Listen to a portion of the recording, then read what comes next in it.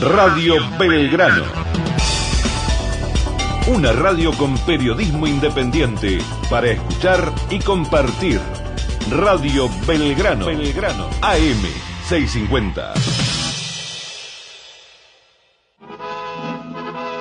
Esto es Tiempo Nacional. Muy bien, tenemos un invitado hoy. Sí, lo presentamos así puede hablar libremente. Y un invitado de lujo. Es el ingeniero Leonardo Castañino, autor del libro Guerra del Paraguay, la triple alianza contra los países del Plata. ¿Cómo le va, ingeniero? ¿Cómo está? Buenas tardes. Y también tiene una página muy famosa. www.lagaceta.com.ar. Sí. Que es la página es la Gaceta Federal, pero se entra por www.lagaceta.com.ar. Gaceta con Z. Muy bien. Ahí hay muchas cosas muy interesantes de la historia argentina, que es muy importante para aquella gente que le interesa la verdadera historia, no la que nos cuentan a veces, que no tiene nada que ver con la verdad histórica. Exactamente. Bueno, vamos a entrar con él porque a nosotros nos escuchan todos los días. Sí, respecto a lo que vos dijiste de la historia, porque a mí a veces me han reprochado, dice, pero vos te ocupás de cosas que pasaron hace 200 años. Es que necesariamente, para no repetir los errores, uno tiene que conocer el pasado.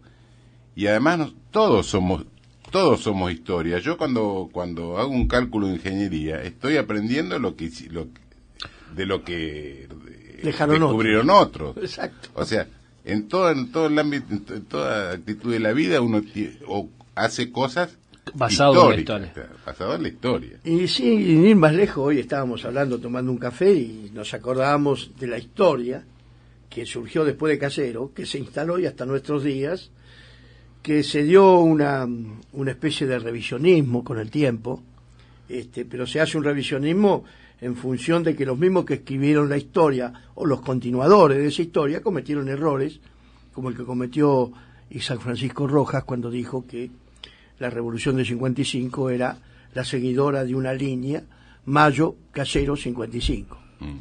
Y el general Perón, muy hábilmente, dijo, bueno, nosotros a la línea histórica Mayo-Casero 55 le oponemos la línea histórica San Martín-Rosas-Perón. Y ahí comenzó la gran tarea del revisionismo, que hoy está instalado en la Argentina, aunque un revisionismo que obvia un montón de cosas que usted está tocando, ingeniero, en muchos de sus libros y en muchas de sus... Sí. Bueno, a mí a veces me preguntan si soy revisionista, y digo soy revisolista. No me prendo con ninguno, pero yo creo que la historia es una continuidad. Uno no puede aislar un personaje o un episodio, una batalla o lo que sea. Yo empecé a estudiar, interesándome por la historia del periodo de Rosas.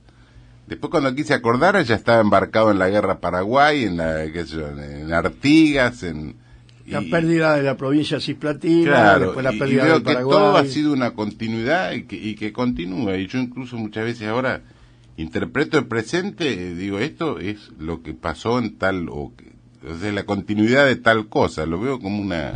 Pero siempre una continuidad de pérdida hacia lo que fue el intento de San Martiniano de las Provincias Unidas de Sudamérica. Porque claro, hoy se conmemora una batalla muy importante, que gracias a la desobediencia del general Belgrano, sí, nosotros somos lo que somos hoy.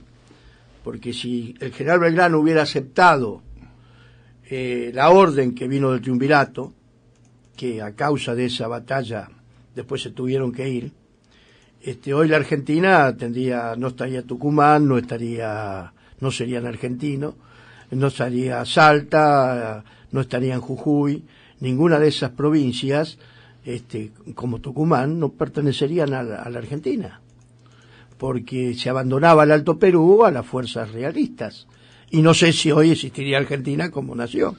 Sí, incluso porque la orden era volver hasta Córdoba y dejar abandonada toda la... Y claro, y te digo que ese error se cometió en repetidas oportunidades. No se desmembró más la Argentina de casualidad, porque la Mesopotamia, con tal de sacar la rosa, estuvieron a punto de desmembrarla, lo tentaron a Urquiza y estaba unitario de Montevideo. Sarmiento intentó la Patagonia. Y la Patagonia. Inclusive Buenos Aires estuvo separada en un periodo de las provincias que le decían los 13 ranchos. Después, bueno, con Pavón y Cepeda y en un pacto que hubo, se volvieron a unir. Pero la pérdida del Alto Perú, Paraguay, Uruguay. Y Argentina, lamentablemente, hemos tenido... La parte sur de Chile. Claro. Y nosotros, el problema que tuvimos fue que hubo enfrentamientos entre distintas facciones. Y los brasileros, en cambio, que eran una unidad monárquica, imperialista, siempre aprovecharon las debilidades nuestras. Nos peleábamos con los paraguayos, ellos apoyaban a los paraguayos. Discutíamos con los uruguayos, apoyaban a los uruguayos. Siempre, total, a ellos, claro, les convenía declarar la independencia de Paraguay. Si Paraguay era una provincia argentina o estaba unida a la Argentina.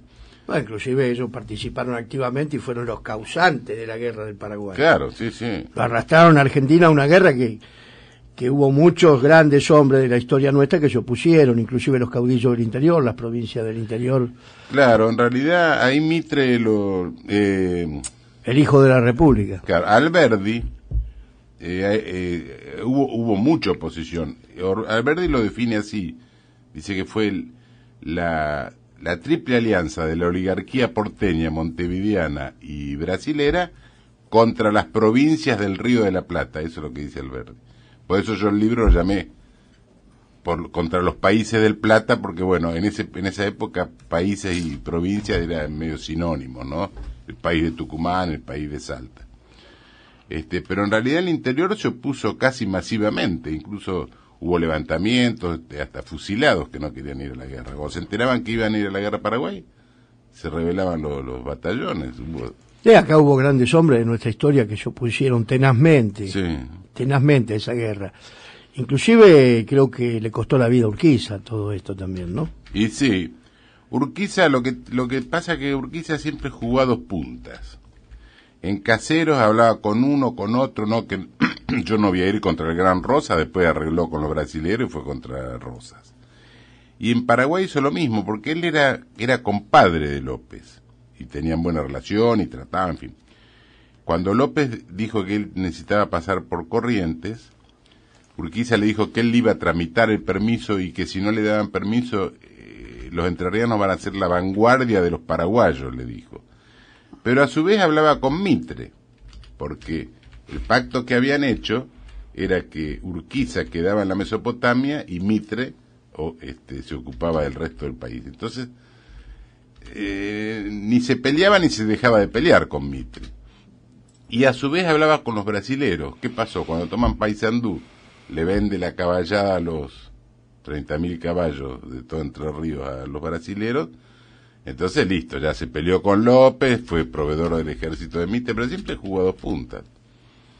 Y ahí fue cuando López Jordán se le claro, y en cambio el interior estaban todos, cuando toman Paysandú, todos los entrerrianos querían cruzar a ayudar a los hermanos paraguayos, mientras Mitre abastecía la flota brasilera. Y del interior lo mismo, le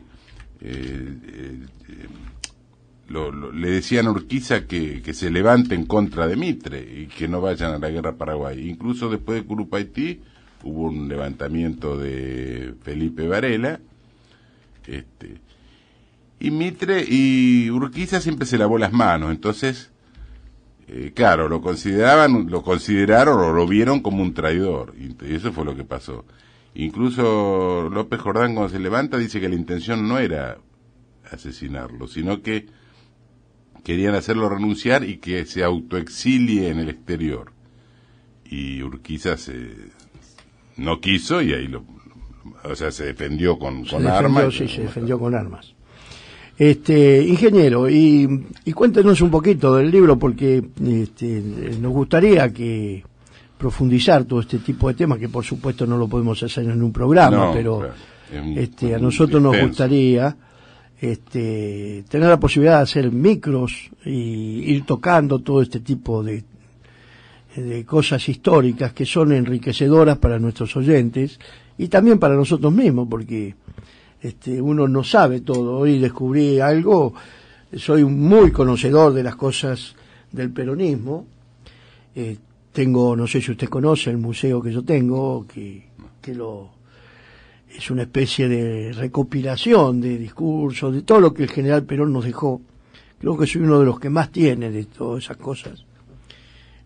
Recuerdo del general Perón, hasta la gorra del general Perón con la que lo enterraron, que me fue donada por el sobrino nieto, así como el blinde que cubría su cuerpo, el féretro donde estaba su cuerpo, que me fue otorgado después que sacaron el cuerpo de general Perón de Chacarita, y hoy descubrí cosas, y yo realmente esto no lo sabía.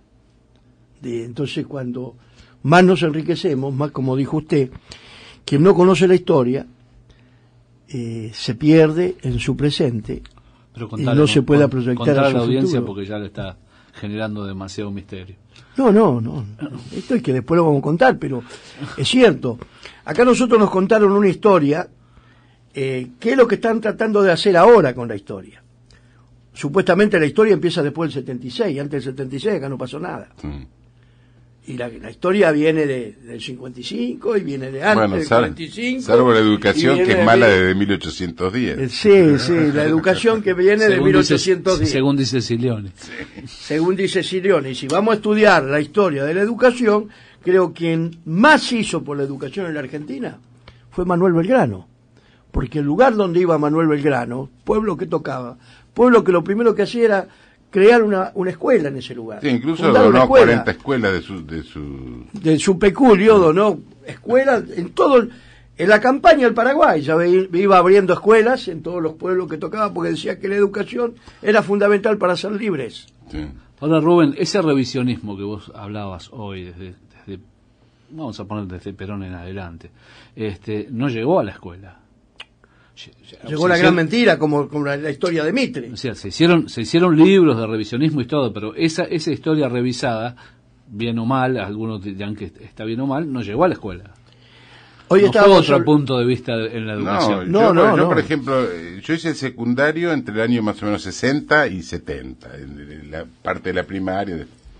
Y el periodo de Rosas directamente se ignoraba, o se lo enseñaban en educación democrática, claro, o como la primera tiranía. Claro, o la primera tiranía, o que pateaban las cabezas, jugaban al fútbol con la cabeza de... Fue la primera porque la segunda...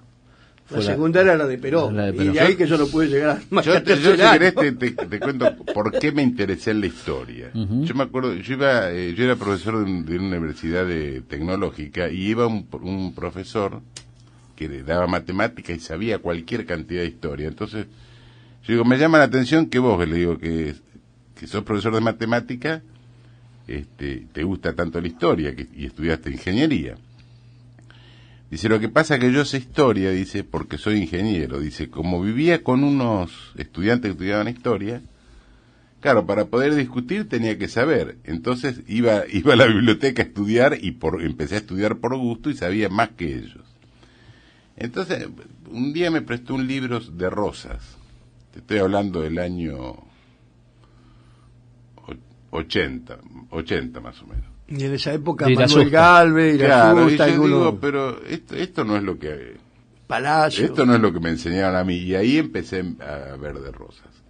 Y un poco pasa lo que vos decías recién.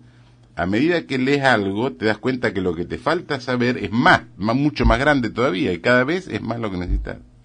Entonces yo, ¿qué pasó? Empecé a estudiar el periodo de Rosas. Y después, claro, vi que tenía relación con lo que había antes de Rosas. Y lo que había después, inclusive con el Paraguay, porque Rosas tuvo... Después yo estuve trabajando en el 83, 84, estuve trabajando en Iguazú, ahí en el Puente Internacional. Claro, y como quería aprender brasilero, digo, voy a comprar un libro, y compré un libro, y que era de la historia de la Guerra Paraguay, de Chiavenato, y yo dije, a la mierda, en la historia, mira, la Guerra Paraguay fue la historia más trágica de América del Sur, porque murieron 1 millón de personas. Sin embargo, en la historia argentina ni siquiera se la nombra. Sí, o pasa como un dato. Pasa así, como un dato. Sí, porque ahí se mandaron las grandes cagadas, los mitres, Claro. todos los tipos. Entonces yo cuando leí ese libro, es un libro chiquito, muy interesante, de José Chiavenato se llama, brasilero, y digo, a la pucha, esto es grosso. Y empecé a investigar, por eso me interesé por la guerra del Paraguay. Y además que tiene muchas relaciones, es parte de la continuidad que yo decía. ¿Y dónde hay información sobre la guerra del Paraguay? O sea, ¿hay documentos? Sí, hay muchos, sí. ¿Sí? Acá libros conocidos está hay uno de José María Rosas. Sí. Yo tengo un montón, Beverina, y Thompson, hay gente que ha estado incluso en la guerra. La vez pasada estuve un médico me regaló unas revistas, y es una colección, creo que son 30 revistas, no se consigue más. Hay muchísima información sobre la guerra paraguaya. ¿Que eran fascículos sobre la guerra del Paraguay? Claro. ¿Esas revistas? Es un fascículo que hizo el ejército argentino contando la historia de Paraguay, muy interesante. Y bueno, por supuesto que hay gente a favor y en contra, porque el problema que hay con esto es que si vos criticás la guerra, enseguida, es paraguayista, o Sí, está en contra de Argentina, no es así. Es como Paraguay. Porque muchos argentinos estuvieron en contra de esa guerra.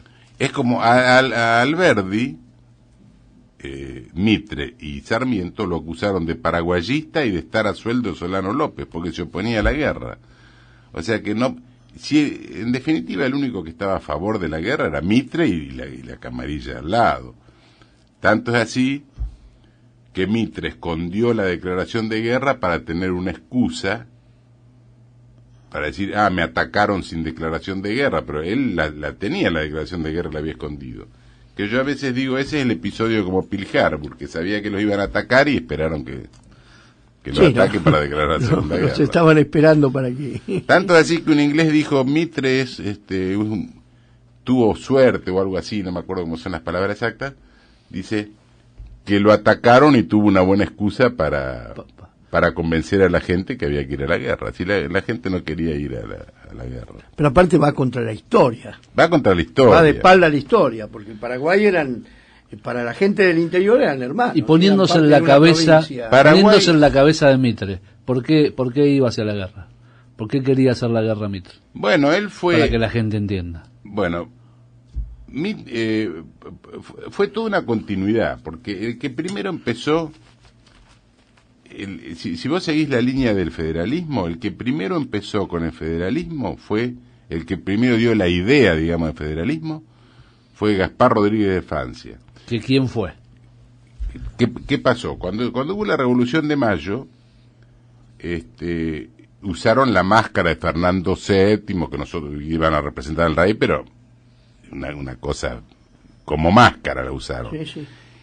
A las provincias que no se adherían, las adherían a la fuerza, digamos. Entonces, ¿qué pasó? Mandaron a Paraguay, lo mandaron a Belgrano, que pierde en Tacuarí y en Paraguarí. Pero Belgrano ahí estuvo inteligente, porque Belgrano, si bien perdió militarmente, ganó diplomáticamente. Viste, conversó con los tipos, tuvo negociaciones, correspondencia, que yo medio como que le sembró la semilla de la libertad a los paraguayos.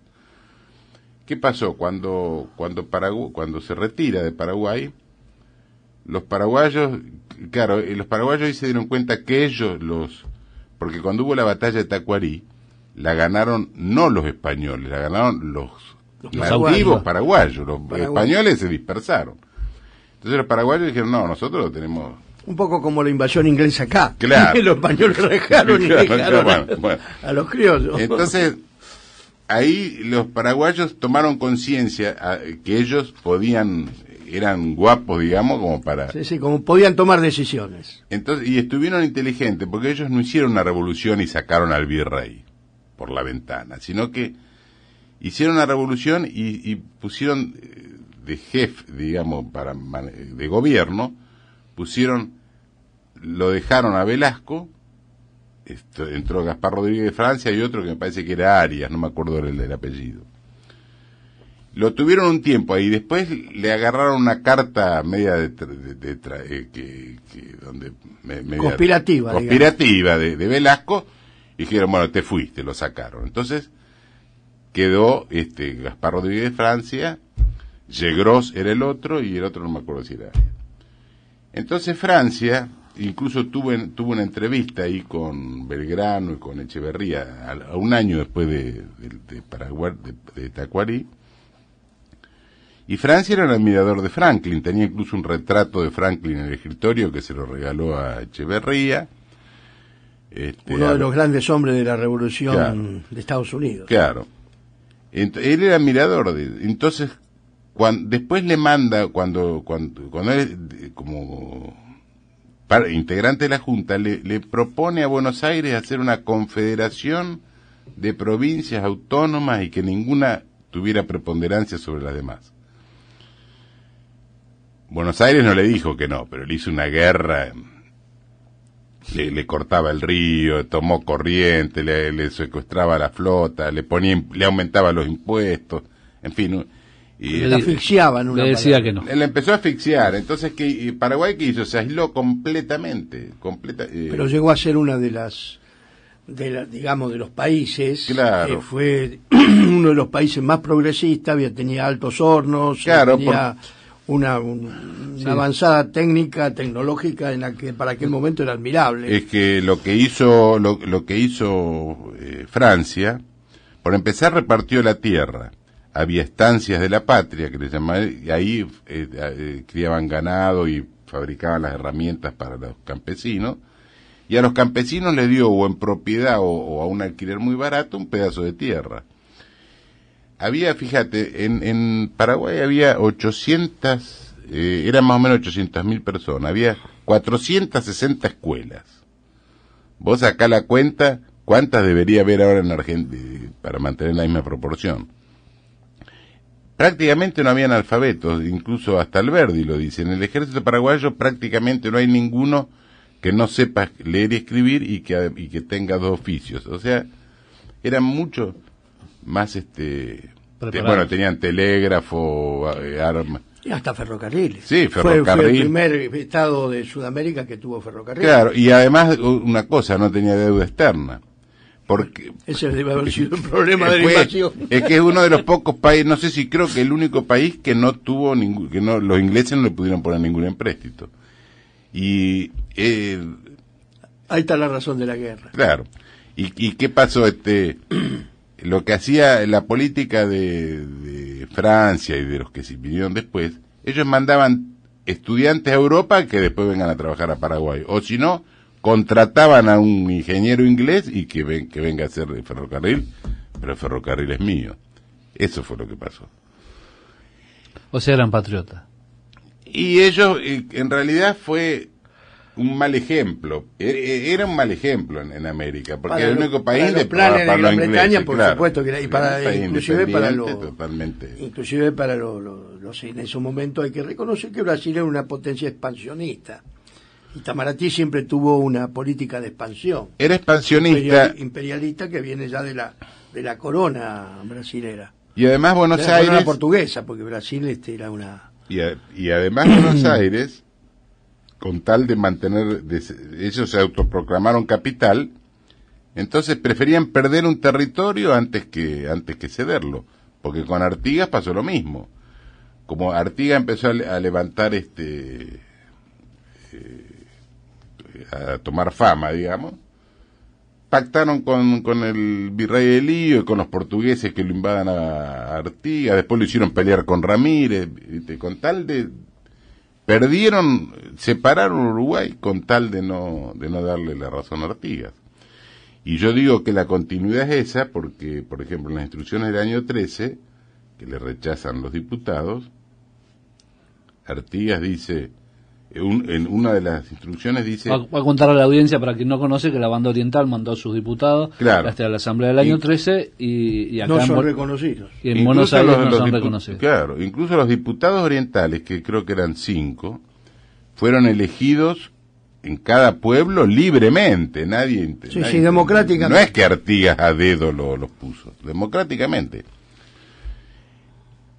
hubo como una especie de instrucciones, y las instrucciones decían que había que formar una confederación de provincias autónomas y que la capital debería estar necesariamente fuera de Buenos Aires. Entonces, en Buenos Aires dijeron, no, pues acá falta una firma, un sellito, no sé qué, y nos lo dejaron entrar. Eso fue lo que pasó. Y bueno, de ahí viene el enfrentamiento después de Artigas y el apoyo del porteñismo. Que esa es la línea que traían, por lo que usted comentaba antes de Franklin, lo que querían era fundar una ciudad, claro, y esa ciudad que fuera autónoma y que fuera creada precisamente para beneficio del federalismo eso general. Fue lo que le dice Rosas a Quiroga en la carta de Hacienda Figueroa. Le dice, quieren hacer una constitución, ¿dónde va a funcionar? Habría que fundar una nueva, con todas las letras se lo dice, habría que fundar una nueva ciudad, como hicieron en Estados Unidos, que fundaron Washington, que no dependen de ningún estado. O sea que y lo de Caseros, si vos lo pones a ver, es una continuidad de todo eso, porque en el diario La Nación salió una editorial en esa época que cuando los portugueses atacan Paysandú y Flores, que estaba bajo las órdenes de Mitre, invade Uruguay para sacarlo a berro, en el diario La Nación hay un artículo que dice, esto es la continuidad de Caseros, con todas las letras, dice, próximo turno es Paraguay, o sea que era todo como una programación. Hay que contar también que el diario La Nación fue creado precisamente como instrumento político para expresar las ideas que ellos querían llevar adelante. Claro. Inclusive Pastor Obligado, en un artículo ponía... Y hoy en día sigue siendo el mismo instrumento. Sí. Y aparte hay una cosa que es fundamental, recordar aquel viejo soneto de Guido Spano, cuando le contesta al hijo de la República, que termina que el hijo de la República es el hijo de una gran puta. El hijo de la República. Bueno, ingeniero, le hago un desafío.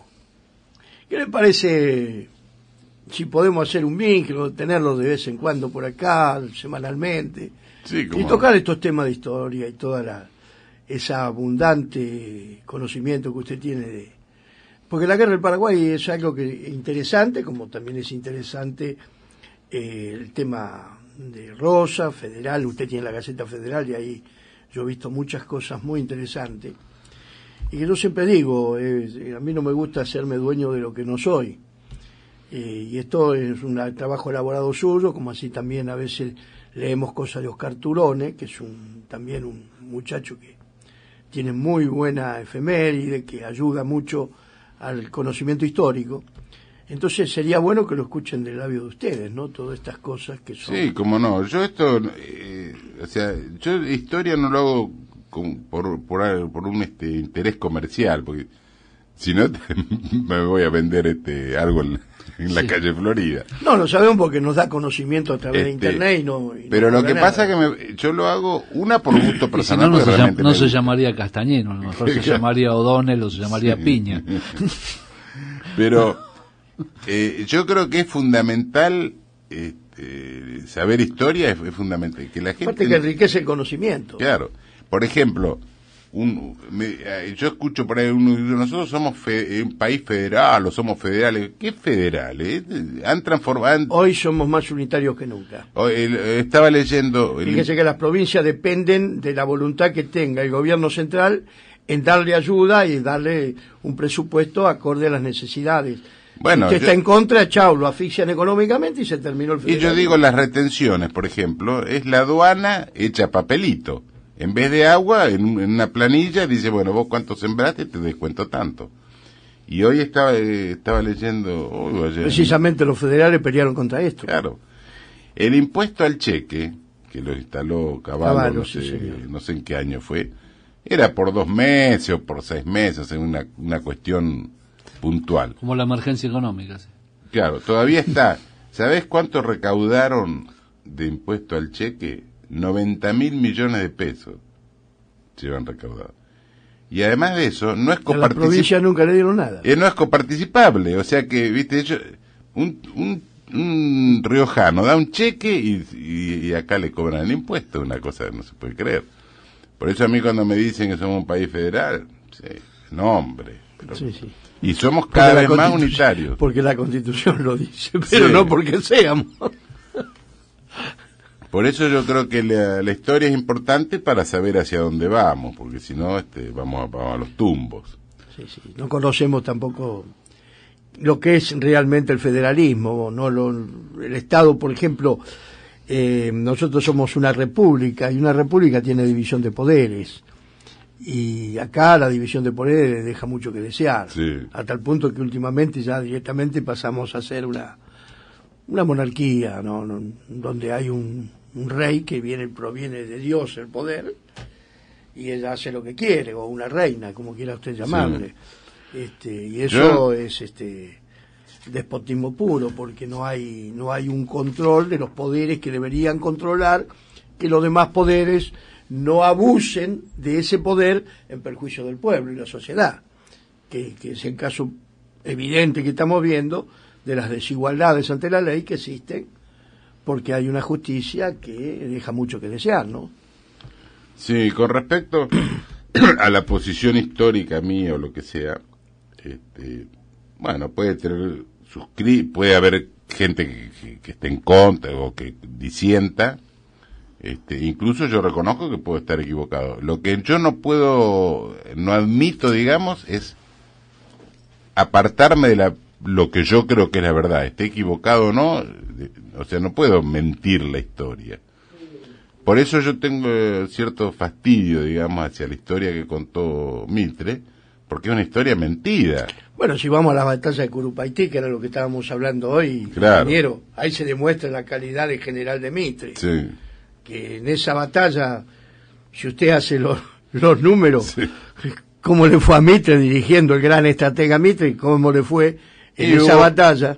Y hubo gente que dijo que ahí quedó la flor de algo, no me acuerdo exactamente las palabras, la flor de la juventud porteña quedó en los campos de Curupaití.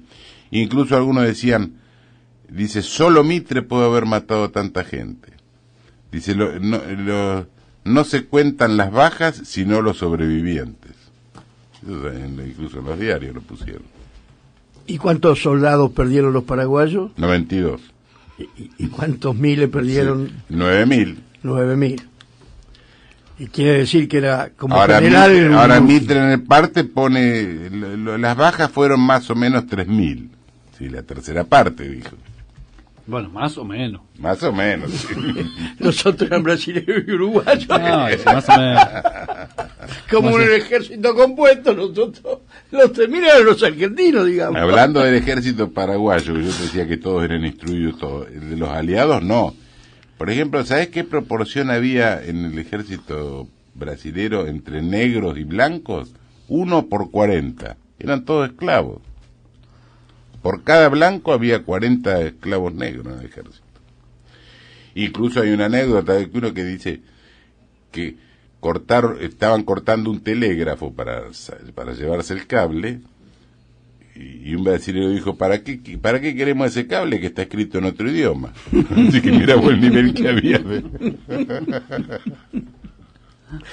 pues estaba en guaraní Eso me hace acordar a la anécdota cuando Garrincha, el jugador de Brasil, estaban en el Mundial de Suecia y Garrincha fue y se compró una radio y los jugadores lo convencieron de que no le servía porque era sueca. Lo iba a escuchar en sueco y no iba a entender nada. Bueno, vamos a después a conversar un rato con usted con respecto a esa posibilidad de hacer un Sí, no hay micro. Fijamos un día o 2 días a la semana y se Bueno. viene y tocamos todos estos temas y las anécdotas de la historia. Tendría que ir preguntándole a la audiencia si le gusta o no, porque por ahí yo dice, creo no que- pongan más No, yo pienso que a la gente le interesa porque estas cosas los van a enriquecer. Es decir, este es un programa que, si bien tengo mis disparates y a veces me enojo y digo cosas fuertes, yo siempre traté de que nos cultiváramos mutuamente. Yo aprendo de la gente también. Uno no. acá sentado aprende cosas, porque a veces le cuentan cosas y y nos dicen cosas que nosotros no sabíamos y aprendemos. Y nosotros acá decimos muchas cosas que la gente no conoce y ayudamos a que ellos también aprendan. Creo que entre todos nos enriquecemos. Cuando se habla de la patria, todo persona que habla sobre la patria se enriquece. Claro, vos la vez pasada hiciste una charla sobre la escuela de Frankfurt, muy buena. Sí, sí. ¿Lo tenés ese? Sí, lo tengo. Lo tengo. Ese... No la tengo encima, pero se lo puedo dar. Me gustaría que me lo dé. Y la verdad que me gustaría que lo vuelvas a pasar un día, porque es muy interesante. No, hay muchas cosas que uno acá no toca porque, digamos, a veces reiteramos cosas, porque nos piden los oyentes. Yo después de que me voy de acá, ya tengo que todos los días gente que me llama y me pide grabaciones, me pide que repitamos tal cosa. Tampoco podemos todos los días decir no, lógico, pero repetimos de vez en cuando y tocamos estos temas que no alcanzan con una sola vez que uno los toque, porque hay que ir asociando. Casualmente yo tuve una reunión donde me tocó explicar todo lo que yo vine explicando acá en estos días sobre el proyecto de General Perón, lo que había hecho para desarrollar un plan de gobierno. Un plan de gobierno no es una cosa que... Y hoy vemos qué pasemos con los ferrocarriles, mañana vamos a ver qué hacemos con aquella cosa. No. Acá hay que tener Perón agarró el Consejo de posguerra, Consejo Nacional de Posguerra, y le dijo, estudien lo que hay que hacer para sacar al país adelante. Políticas de Estado. Política de Estado. Entonces, bueno, ¿qué se necesita para hacer? Es decir, termina la guerra, ¿qué hacemos? Terminó la Primera Guerra Mundial, la peor crisis que vivió en la Argentina. Hambre, ollas populares, y se llevaban todo afuera y acá no quedó nada. Entonces Perón dijo, no, hoy van a necesitar lo que nosotros tenemos, comida. Vamos a ponerla. Si nosotros no tenemos cómo traerla, no había camiones para traer la mercadería al puerto. Las exportadoras estaban en manos de quien siempre lo había explotado y que iba a necesitar la comida para llevársela a Europa y, es más, venderla a ellos en Europa y no nosotros. El negocio era de ellos y nosotros lo que laburábamos. Entonces dice, bueno, en los ferrocarriles son de ellos. No vamos a tener vagones para traer la mercadería. Entonces se hizo todo un plan. Generemos la posibilidad de tener astilleros para crear una marina mercante, tengamos una marina mercante para no pagar flete. Entonces explicaba, y todo eso se destruye porque los de afuera no le interesa que esto aquí sea así, porque entonces las riquezas se las llevan ellos y no quedan acá para desarrollar el país, y la pobreza que hoy tiene la Argentina, siendo uno de los países que más produce alimentos para el mundo, es precisamente porque las divisas se fugan en función de una serie de cosas. Lo expliqué, bueno, me aplaudieron, pero lo que hay que hacerle entender al pueblo argentino, que nos queremos muy poco los argentinos. Como argentinos nos queremos poco, porque realmente si quisiéramos a la Argentina no hubiéramos regalado todo lo que tanto sacrificio le costó a nuestros padres conseguir que todo eso fuera nuestro, con la magistral conducción de uno de los mejores estadistas que creo que ha sido de este siglo. Para mí fue el estadista más grande del siglo pasado, el general Juan Domingo Perón.